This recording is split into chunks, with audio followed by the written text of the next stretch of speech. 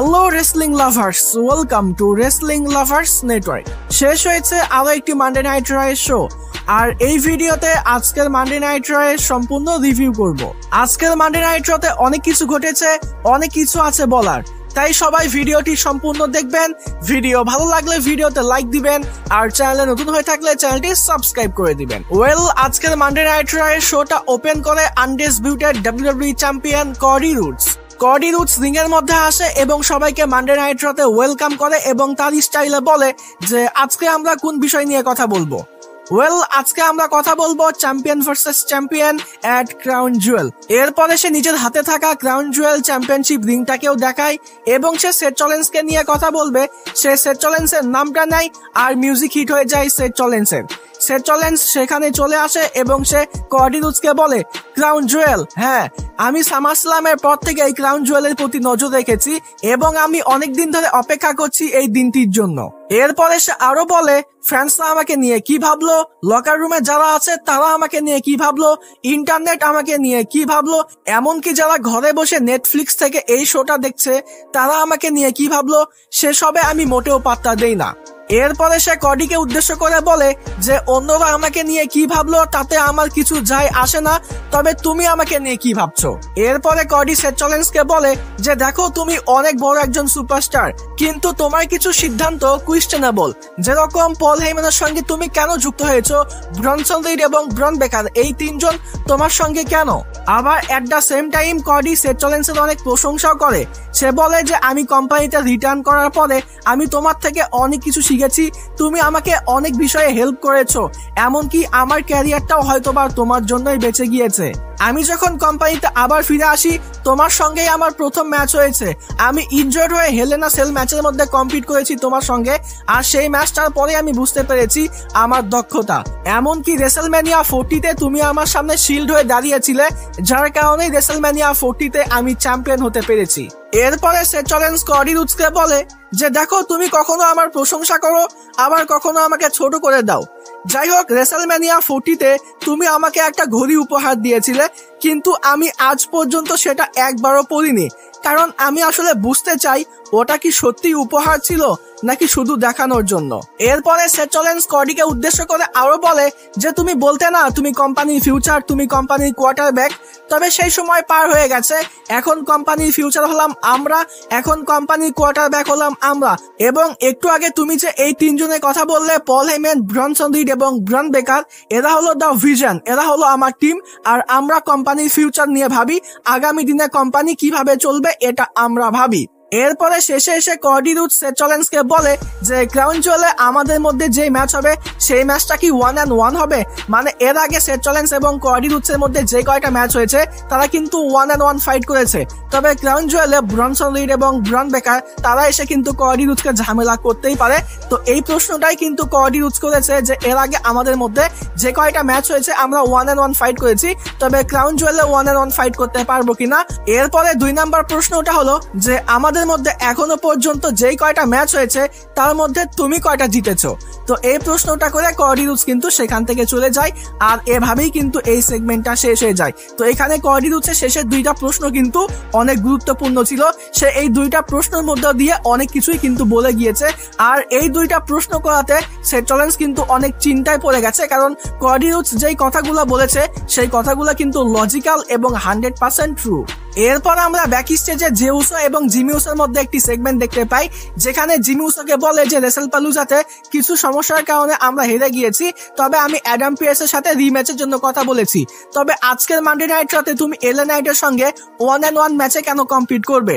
তো এখানে J Uso বলে যে রেসেলপালুজাতে আমরা যে ম্যাচ হেরেছি সেটা কিন্তু এলএ নাইটের জন্যই, এলএ নাইট যদি স্পেশাল গেস্ট রেফারি না হতো তাহলে কিন্তু আমরা ওই ম্যাচটা হারতাম না। তো এখানে জিমি উসো জে উসোকে বলে যে তুমি কেন এলএ নাইটকে ব্লেম করতেছো, ভুলটা হয়তো বা আমাদেরই ছিল, যার কারণে আমরা হেরেছি। তো এটা শুনে জে উসো কিন্তু রেগে যায় এবং জে উসো কিন্তু উল্টো জিমি উসোকে ব্লেম করে দেয়, যেহেতু জিমি উসো বারবার এলএ নাইটকে সাপোর্ট করতেছে। এই বিষয়টা কিন্তু জে উসোর পছন্দ হয় না, যার কারণে জে উসো কিন্তু জিমি উসোকে উল্টো ব্লেম করে দেয়। এরপর আমরা আজকের মানডে নাইট রতে একটা 6 ম্যান ট্যাগ টিম ম্যাচ দেখতে পাই, দ্য নিউ ডে এবং গ্রেসন ওয়ালার ভার্সেস পেন্টা এবং ওয়ার্ল্ড রাইডার্স এর মধ্যে। তো এই ম্যাচটা কিন্তু ভালো ছিল, আর বলে রাখা ভালো এটা কিন্তু নো ডিসকোয়ালিফিকেশন ম্যাচ ছিল। এই ম্যাচের মধ্যে কিন্তু আমরা ভয়ঙ্কর কিছু স্পট দেখতে পেয়েছি, যেরকম কফি কিংস্টন টপ রোপের উপর থেকে রিং সাইডে টেবিলের উপরে পেন্টার উপরে একটা ড্রপ লাগাই, এটা কিন্তু ভয়ঙ্কর একটা স্পট ছিল। পেন্টা অবশ্য কিন্তু এটার একটা বদলা নিয়ে নেয়, পেন্টাও কিন্তু একটা টেবিল ভেঙে দেয় কফি কিংস্টনকে একটা পাওয়ার স্ল্যাম দেওয়ার মাধ্যমে। আর শেষে এসে ম্যাচের ফিনিশিংটা কিন্তু আমার কাছে দুর্দান্ত লেগেছে। আজকে কিন্তু টপ রোপের উপর থেকে আমরা একটা মেক্সিকান ডিস্ট্রয়ার দেখতে পেয়েছি পেন্টার পক্ষ থেকে। তো পেন্টা কিন্তু ডে বাই ডে তার ফিনিশারকে আরো অনেক বেশি ইমপ্রুভ করতেছে। আমি কিন্তু পার্সোনালি অনেক বেশি ইমপ্রেস হয়ে যাচ্ছি।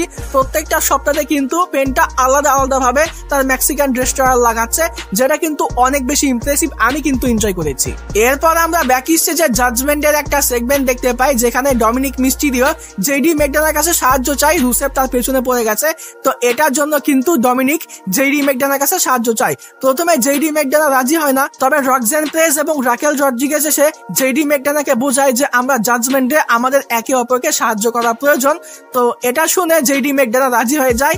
আর এটা কিন্তু জেডি ম্যাকডানা জানতো না, এই সাহায্যটা মূলত আজকের মানডে নাইট রতে রুসেফের সঙ্গে জেডি ম্যাকডানার একটা ম্যাচ হবে। তো এটা শুনে কিন্তু জেডি ম্যাকডানা অনেক বেশি অবাক হয়ে যায়। তো যাই হোক, এভাবে এই সেগমেন্টটা শেষ হয়ে যায়। এরপর আমরা রিং এর মধ্যে অ্যাডাম পিয়ার্স কে দেখতে পাই, আর অ্যাডাম পিয়ার্স কল আউট করে নতুন উইমেন্স ওয়ার্ল্ড চ্যাম্পিয়ন স্টেফনি ভ্রেকারকে। স্টেফনি ভ্রেকার রিং এর মধ্যে আসে এবং সবাইকে ধন্যবাদ জানায়, এবং সে বলে তার স্বপ্ন ছিল উইমেন্স চ্যাম্পিয়ন হওয়া, তবে এটা এতটাও সহজ ছিল না। সে বলে যে একটা সময় মনে হচ্ছিল যে এটা ইম্পসিবল, তবে এটার জন্য আমি কাজ করি, এটার জন্য আমি স্যাক্রিফাইস করি এবং ফাইনালি আমি চ্যাম্পিয়ন হই। এরপরে সে বলে যে আমি যেহেতু একবার চ্যাম্পিয়ন হয়ে গেছি, আমি এত সহজে আমার এই চ্যাম্পিয়নশিপটাকে হারাবো না, আমার সামনে যাই আসুক না কেন আমি সবাইকে হারিয়ে দিব। এরপরে অ্যাডাম পিয়ার্স একটা অ্যানাউন্স করে, সে বলে যে আগামী স্ম্যাকডাউনে ডাব্লিউডাব্লিউ মেন্স চ্যাম্পিয়নশিপের জন্য একটা ট্রিপল থ্রেট ম্যাচ হবে জেড কার্গেল, নায়া জ্যাক্স এবং টিফনি স্ট্র্যাটনের মধ্যে, এবং সেই ম্যাচের মধ্যে যে জিতবে তার সঙ্গে তোমার একটা ম্যাচ হবে ক্রাউন জুয়েলে, মানে চ্যাম্পিয়ন ভার্সেস চ্যাম্পিয়ন একটা ম্যাচ হবে ক্রাউন জুয়েলে। তো এটা কিন্তু আজকের মানডে নাইট রতে কনফার্ম হয়ে যায়। এরপর আমরা ব্যাক স্টেজে একটা সেগমেন্ট দেখতে পাই, যেই সেগমেন্টের মধ্যে আসকা এবং রিয়া রেফলির মধ্যে ঝামেলা হয়ে যায়, এবং রিয়া রেফলি আজকের মানডে নাইট রতে একটা ম্যাচের জন্য আসকাকে চ্যালেঞ্জ করে দেয়, আর এটা কিন্তু আজকের মানডে নাইট র এর মেইন ইভেন্টের জন্য কনফার্ম হয়ে যায়।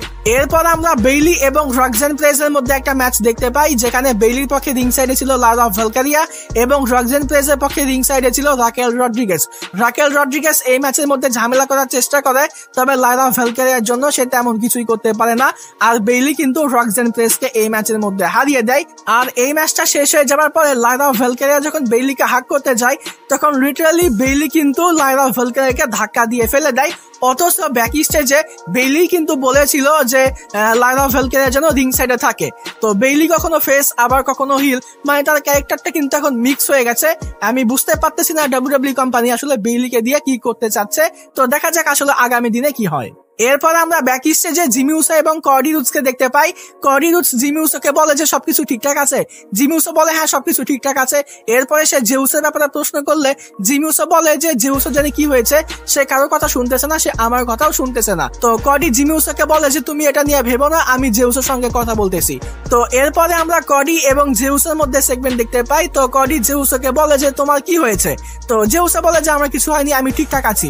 তো কর্ডি এখানে জেউসোকে বলে যে দেখো রেসেলপালুজাতে তোমরা হেরেছো, ম্যাচের মধ্যে হার জিতেটা থাকবে, আমিও কিন্তু একটা সময় হেরেছিলাম, আর হেরেছিলাম বলেই আমি এতদূর পর্যন্ত আসতে পেরেছি।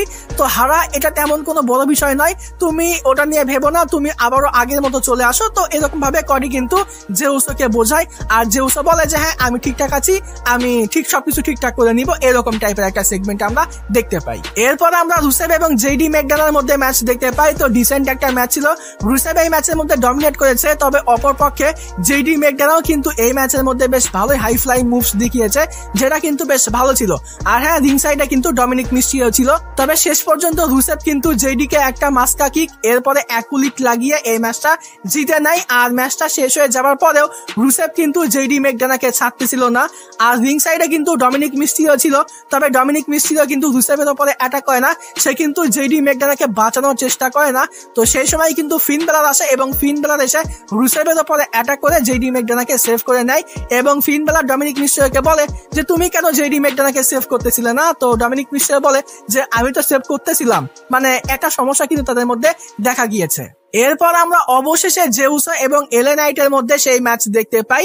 তো এই ম্যাচটা কিন্তু ডিসেন্ট একটা ম্যাচ ছিল, দুজনেই ম্যাচের মধ্যে ভালোভাবেই কম্পিট করেছে। তবে জেউসো কিন্তু এই ম্যাচের মধ্যে ক্লিয়ারলি একটা স্পিয়ার এবং স্প্ল্যাশ দিয়ে এলএ নাইটকে হারিয়ে দিয়েছে। ম্যাচটা শেষ হয়ে যাওয়ার পরে সেখানে জিমি উসো আসে, এমনকি সেখানে পল হেইম্যান, ব্রনসন রিড এবং ব্রন বেকারও আসে। তো ব্রনসন রিড এবং ব্রন বেকার তারা কিন্তু এলএ নাইটের উপরে অ্যাটাক করতে যায়। তো জিমি উসো জেউসোকে বলে যে চলো আমরা বাঁচাই, তবে জেউসো কিন্তু বাঁচানোর জন্য যায় না, বরং জেউসো কিন্তু ব্যাকি ছেড়ে চলে যায়।